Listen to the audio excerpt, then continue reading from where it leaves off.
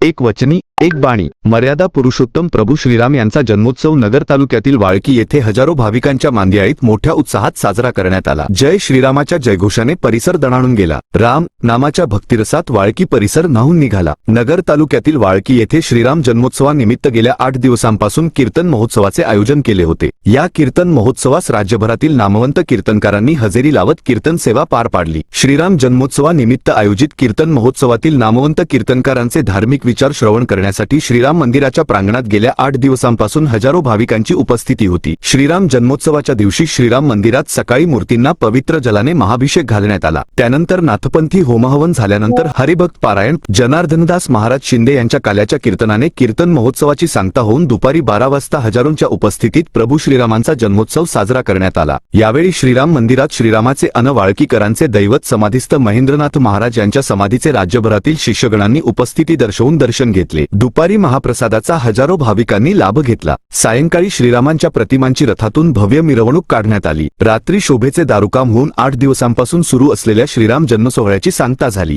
राम जन्मोत्सव सोहळा पार पाडण्यासाठी नाथसेवेचे सेवक, नाथभक्त, महेंद्रनाथ महाराजांचे शिष्यगण व ग्रामस्थांनी मोठे परिश्रम घेतले.